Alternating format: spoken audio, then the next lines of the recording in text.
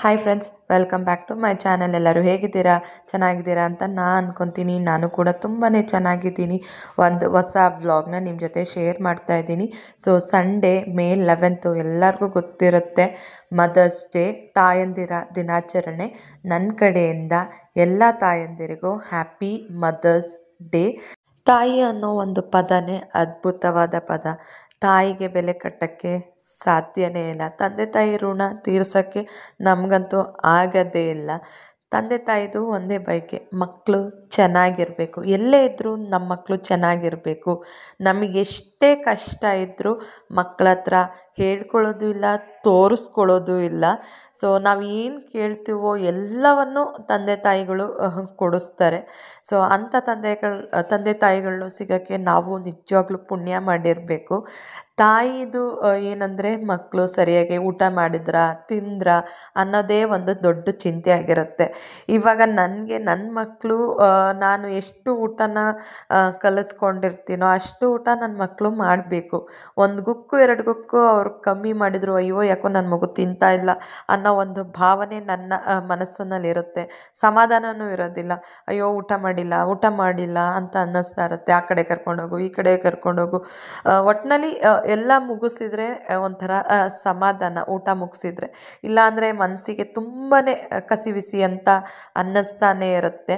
So ಇದು ಪ್ರತಿಯೊಂದು ತಾಯಿಗೂ ಈ ಥರ ಫೀಲ್ ಆಗುತ್ತೆ ಅಂತ ಅನ್ಕೊತೀನಿ. ಸೊ ತಾಯಿ ಬಗ್ಗೆ ಮಾತಾಡ್ತಾ ಇದ್ದರೆ ಟೈಮ್ ಹೋಗಿದ್ದೆ ಗೊತ್ತೇ ಆಗೋದಿಲ್ಲ. ಒನ್ಸ್ ಅಗೇನ್ ನಮ್ಮ ಅಮ್ಮಂಗೂ ಹ್ಯಾಪಿ ಮದರ್ಸ್ ಡೇ ಅಮ್ಮ. ಹೀಗೆ ಖುಷಿಯಾಗಿ ಚೆನ್ನಾಗಿರೋ 100 ಕಾಲ. I love you mummy. So next day morning ಬ್ರೇಕ್ಫಾಸ್ಟ್ಗೆ ಇಡ್ಲಿನ ಮಾಡ್ತಾಯಿದ್ದೆ. ಇಡ್ಲಿ ಹಿಟ್ಟು ಕೂಡ ಅಷ್ಟೇ ತುಂಬ ಚೆನ್ನಾಗಿ ಬೆಳೆದಿತ್ತು, ಇಲ್ಲ ಉಬ್ಬಿತ್ತು ಕೂಡ ಹೇಳ್ಬೋದು. ಬೇಸಿಗೆ ಅಲ್ವಾ, ಚೆನ್ನಾಗಿ ದೋಸೆ ಹಿಟ್ಟು, ಇಡ್ಲಿ ಹಿಟ್ಟು ಉಬ್ಬುತ್ತೆ. ಆದರೆ ಮಳೆಗಾಲದಲ್ಲಿ, ಚಳಿಗಾಲದಲ್ಲಿ ಅಷ್ಟಾಗಿ ಉಬ್ಬಿರೋದಿಲ್ಲ ದೋಸೆ ಹಿಟ್ಟು, ಇಡ್ಲಿ ಹಿಟ್ಟು. ನಾವು ಇಡ್ಲಿ ರವೆಯಲ್ಲೇ ಇಡ್ಲಿನ ಮಾಡೋದು. ಅಕ್ಕಿ ಇಡ್ಲಿ ಏನು ಮಾಡಲ್ಲ. ಬಟ್ ಅಕ್ಕಿ ಇಡ್ಲಿ ಥರನೇ ಇಡ್ಲಿ ರವೆಯಲ್ಲಿ ಮಾಡಿದ್ರೆ ತುಂಬ ಸಾಫ್ಟಾಗಿ ಚೆನ್ನಾಗಿ ಬರುತ್ತೆ. ಸೊ ಅದಕ್ಕೆ ನಾರ್ಮಲ್ ಗ್ರೀನ್ ಚಟ್ನಿ ಮತ್ತು ಸಿಹಿ ಚಟ್ನಿನ ಮಾಡ್ತಾಯಿದ್ದೆ. ನನ್ನ ಮಕ್ಕಳಿಗೆ, ಹಸ್ಬೆಂಡ್ಗೆ ಸಿಹಿ ಚಟ್ನಿ ಕಂಪಲ್ಸರಿಯಾಗಿ ಇಡ್ಲಿಗೆ ಬೇಕೇ ಬೇಕು. ನನ್ನ ಮಕ್ಕಳು ಖಾರ ಚಟ್ನಿ ಇಲ್ಲದೇ ಇದ್ದರೂ ಪರವಾಗಿಲ್ಲ, ಅಮ್ಮ ಸಿಹಿ ಚಟ್ನಿ ಮಾಡು ಅಂತ ಕೇಳ್ತಾರೆ. ಅಕಸ್ಮಾತ್ ನಾನು ಮಾಡಿಲ್ಲ ಅಂದರೆ ಅವರು ಅವತ್ತಿನ ದಿನ ಇಡ್ಲಿನೇ ತಿನ್ನೋದೇ ಇಲ್ಲ. ನನ್ನ ಹಸ್ಬೆಂಡೇ ಆಗಿರಲಿ, ಮಕ್ಕಳೇ ಆಗಿರಲಿ, ಅವರು ತುಂಬಾ ಯೂಸ್ ಆಗಿಬಿಟ್ಟಿದ್ದಾರೆ ಸಿಹಿ ಚಟ್ನಿ. ಅದು ರೆಸಿಪಿ ಕೂಡ ತುಂಬಾ ಈಸಿ. ಕಾಯಿ ಬೆಲ್ಲ ಹಾಕಿಬಿಟ್ರೆ ಸಾಕು, ಸಿಹಿ ಚಟ್ನಿ ಆಗೇ ಹೋಗುತ್ತೆ. ಸೊ ಅದ್ರ ಜೊತೆಗೆ ಸಾಂಬಾರು ಕೂಡ ಮಾಡ್ತಾಯಿದ್ದೆ. ಸೊ ನನ್ನ ಅಕ್ಷಯ ತೃತೀಯದು ವ್ಲಾಗ್ನ ನೋಡಿಬಿಟ್ಟು ಒಬ್ಬರು ಕಮೆಂಟ್ನ ಮಾಡಿದರು. ಸೊ ನಾನು ಅಲ್ಲಿ ಆವಾಗಲೇ ಕಮೆಂಟ್ ಮಾಡಿದ್ದೆ. ಬಟ್ ಇವತ್ತು ಹೇಳ್ತಾ ಇದ್ದೀನಿ. ಅವರು ನನ್ನ ಹತ್ರ ಕೇಳಿದ್ದು, ಗೋಲ್ಡ್ ಮೇಲೆ ಸೇವಿಂಗ್ಸ್ ಮಾಡಿದ್ರೆ ಬೆಟರಾ ಇಲ್ಲ ಸಿಲ್ವರ್ ಮೇಲೆ ಸೇವಿಂಗ್ಸ್ ಮಾಡಿದ್ರೆ ಬೆಟರಾ ಅಂತ ಅಂದ್ಬಿಟ್ಟು. ಸೊ ನಾನು ಗೋಲ್ಡ್ ಮೇಲೆ ಸೇವಿಂಗ್ಸ್ ಮಾಡಿದ್ರೆ ತುಂಬಾ ಒಳ್ಳೆಯದು. ಗೋಲ್ಡಿಗಿರೋ ವ್ಯಾಲ್ಯೂನೇ ಬೇರೆ, ಸಿಲ್ವರ್ಗಿರೋ ವ್ಯಾಲ್ಯೂನೇ ಬೇರೆ ಅಂತ ಹೇಳಿದೆ. ಬಟ್ ಅವರು ನಾವು ಅಷ್ಟೆಲ್ಲ ತೊಗೊಳಕ್ಕಾಗಲ್ಲ ಅಂತ ಹೇಳಿದರು. ಬಟ್ ಅಷ್ಟೆಲ್ಲ ತೊಗೊಳಕ್ಕಾಗದೇ ಇದ್ದರೂ ಎಷ್ಟಾಗುತ್ತೋ ನಮ್ಮ ಕೈಯಲ್ಲಿ ಅಷ್ಟನ್ನಾರು ನಾವು ಗೋಲ್ಡ್ ಮೇಲೆ ಇನ್ವೆಸ್ಟ್ ಮಾಡಿದರೆ ತುಂಬಾ ವರ್ತ್ ಇರುತ್ತೆ. ನಾವು ಸಿಲ್ವರ್ ಐಟಮ್ಸ್ ವ್ಯಾಲ್ಯೂ ಇಲ್ಲ ಅಂತ ಹೇಳ್ತಾ ಇಲ್ಲ. ಬಟ್ ನಾವು ಸಿಲ್ವರ್ ಐಟಮ್ಸಲ್ಲಿ ಏನು ತೊಗೊಳಕ್ಕೆ ಸಾಧ್ಯ? ಪೂಜಾ ಐಟಮ್ಸ್ ತೊಗೋಬೋದು, ಇವಾಗ ಸಿಲ್ವರ್ ಜ್ಯುವೆಲರಿ ಮೇಲೆಲ್ಲ ತೊಗೋಬೋದು. ಬಟ್ ಗೋಲ್ಡ್ ವ್ಯಾಲ್ಯೂನೇ ಬೇರೆ ಅಲ್ವಾ. ಸೊ ಇದು ನನ್ನ ಅಭಿಪ್ರಾಯ. ಆ್ಯಕ್ಚುಲಿ ನಾವು ಕೆಲವೊಂದು ಫ್ರೆಂಡ್ಸ್ ಫಂಕ್ಷನ್ ಇಲ್ಲ ಫ್ಯಾಮಿಲಿ ಫಂಕ್ಷನ್ಸ್ಗೆ ಬೆಳ್ಳಿ ಏನಾದ್ರು ಕೊಡೋಕ್ಕೆ ಅಂತ ನೋಡಿದಾಗ ಅಂಗಡಿಗೆ, ಸೊ ನಾವು ಒಂದಿಷ್ಟು ಅಮೌಂಟು ಇಟ್ಕೊಂಡು ಅಂಗಡಿಯವ್ರ ಹತ್ರ ಗಿಫ್ಟ್ ಐಟಮ್ಸು ಬೆಳ್ಳಿದು ಏನಾದ್ರು ತೋರಿಸಿ ಅಂತ ಕೇಳಿದ್ರೆ ಅವರು ಪುಟಾಣಿ ದೀಪಗಳು, ಪುಟಾಣಿದು ಅರಿಶಿನ ಕುಂಕುಮದ ಬಟ್ಲು, ಸಣ್ಣದು ಪ್ಲೇಟ್ನ ತೋರಿಸ್ತಾರೆ.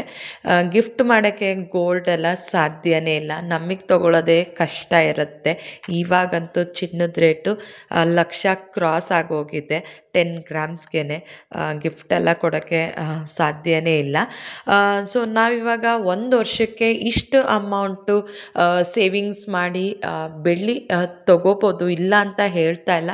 ಇನ್ನೂ 1 ವರ್ಷ ಅದೇ ಸೇವಿಂಗ್ಸ್ನ ಮಾಡಿ ಚಿನ್ನ ಯಾಕೆ ತೊಗೋಬಾರ್ದು ಅಂತ ನನ್ನ ಅಭಿಪ್ರಾಯ.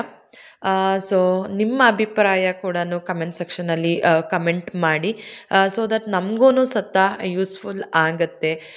ಸೇವಿಂಗ್ಸ್ ನಾವು ಯಾವ್ದ್ರ ಮೇಲೆ ಮಾಡ್ಬೋದು, ಚಿನ್ನದ ಮೇಲ ಇಲ್ಲ ಬೆಳ್ಳಿ ಮೇಲ ಅಂತ ಬೇರೆಯವ್ರಿಗೂ ಸತ ಹೆಲ್ಪ್ ಆಗುತ್ತೆ ನೀವು ಕಮೆಂಟ್ ಮಾಡಿದರೆ. ಸೊ ಯಾರೆಲ್ಲ ಇನ್ವೆಸ್ಟ್ ಮಾಡಬೇಕು ಇಲ್ಲ ಸೇವಿಂಗ್ಸ್ ಮಾಡಬೇಕು ಅನ್ನೋರಿಗೆ. So coming back to the vlog. So ನನ್ನ ಹಸ್ಬೆಂಡು ಆಫೀಸ್ಗೆ ಹೊರಡ್ತಾಯಿದ್ರು. ಸೊ ಲಂಚ್ ಬಾಕ್ಸ್ಗೆ ರೈಸ್ನ ಇಡ್ತಾ ಇದ್ದೆ.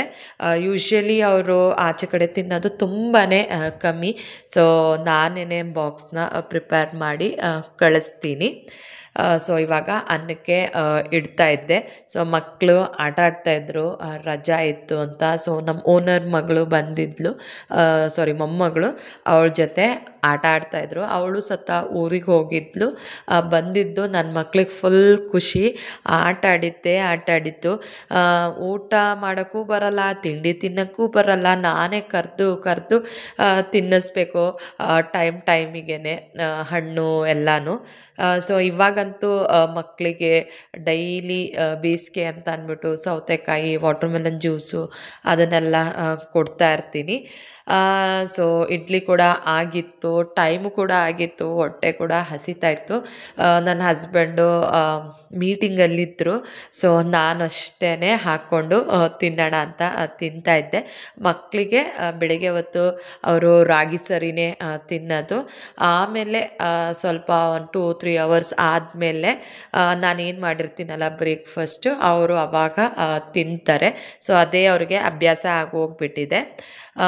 ಸೊ ಇವಾಗ ಇಡ್ಲಿ ಬಿಸಿ ಇತ್ತು, ಸ್ವಲ್ಪ ತಣ್ಣಗೆ ಆದಮೇಲೆ ತೆಗಿಯೋಣ ಅಂತ ಅಂದ್ಬಿಟ್ಟು, ಬಿಸಿ ಇದ್ದಾಗಲೇ ಇಡ್ಲಿ ಎಲ್ಲ ತೆಗೆದ್ರೆ ಪುಡಿ ಆಗೋಗ್ಬಿಡುತ್ತೆ. ಸೊ ಆರಿದ್ಮೇಲೆ ಇಡ್ಲಿನೆಲ್ಲ ಹಾಟ್ ಬಾಕ್ಸ್ಗೆ ಹಾಕ್ತಾಯಿದ್ದೆ, ಸೊ ದಟ್ ಬಿಸಿನೇ ಇರುತ್ತೆ ಅಂತ ಅಂದ್ಬಿಟ್ಟು. ಸೊ ಇವಾಗ ನಾನು ಸತ ಹಾಕ್ಕೊಂಡು ತಿಂತಾಯಿದ್ದೆ.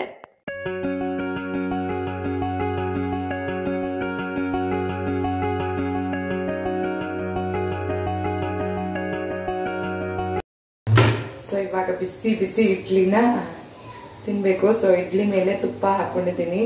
ನನಗೆ ಇಡ್ಲಿ ಮೇಲೆ ತುಪ್ಪ ಹಾಕ್ಕೊಂಡು ತಿನ್ನೋದಂದ್ರೆ ಸಖತ್ ಇಷ್ಟ. ಸೊ ಖಾರ ಚಟ್ನಿ ಮತ್ತು ಸ್ವೀಟ್ ಚಟ್ನಿ. ನೀನೇನ್ ಮಾಡ್ತಾ ಇದ್ದೆ ಚುಕ್ಕಿಯ? ಜ್ವರ ಬಂದಿತ್ತ ಚುಕ್ಕಿಗೆ?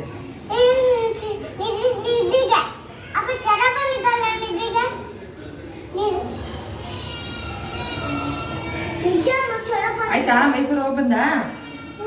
ಏನ್ ಮಾಡಿದ ಮೈಸೂರಲ್ಲಿ?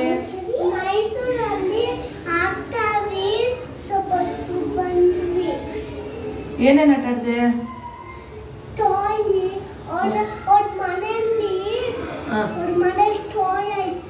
ಟಾಯ್ಸ್ಯಾ? ಏನ್ ಟಾಯಿ? ಯಾವಾಗ ಬಂದೆ? ಈಗ ಬಂದ? ಯಾರ ಜೊತೆ ಬಂದೆ?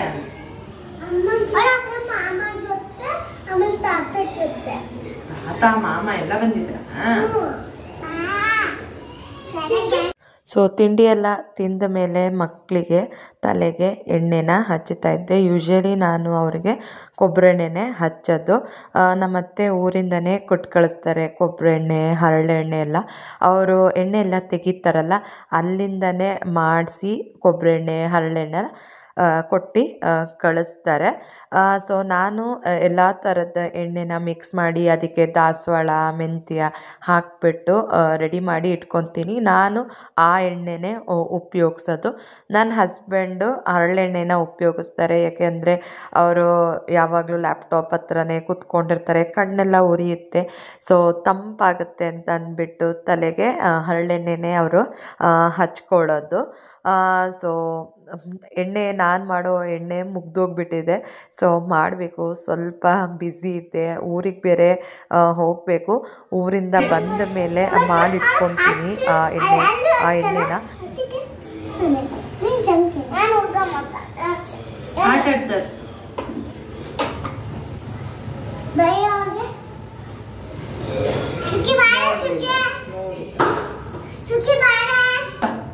ಅಲ್ಲ ಹಾಕ್ಬಿಡು ಎಲ್ಲ. ಅಲ್ಲೇ ಇಡು ಇಲ್ಲ.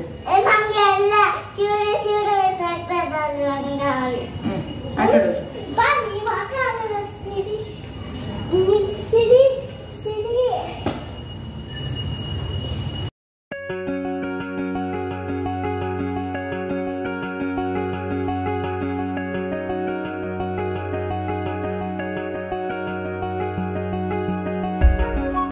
ಸೊ ಕುಕ್ಕರ್ ಪ್ರೆಷರು ಕೂಡ ಆರಿತ್ತು. ಸೊ ಹಸ್ಬೆಂಡ್ ಬಾಕ್ಸ್ಗೆ ಲಂಚ್ನ ಪ್ಯಾಕ್ ಮಾಡ್ತಾಯಿದ್ದೀನಿ. ಸೊ ಈ ವಿಡಿಯೋನ ಇಲ್ಲಿಗೆ ಎಂಡ್ ಮಾಡ್ತಾಯಿದ್ದೀನಿ. ನಿಮಗೆ ಈ ವಿಡಿಯೋ ಇಷ್ಟ ಆಯಿತು ಅಂದರೆ ಲೈಕ್ ಮಾಡಿ, ಶೇರ್ ಮಾಡಿ, ಕಮೆಂಟ್ ಮಾಡಿ. ಖಂಡಿತ ನನ್ನ ಚಾನಲ್ಗೆ ಸಬ್ಸ್ಕ್ರೈಬ್ ಆಗಿ ನನ್ನ ಇನ್ಸ್ಟಾಗ್ರಾಮ್ ಅಕೌಂಟು ಕೂಡ ಫಾಲೋ ಮಾಡಿ. Thank you for watching and bye bye.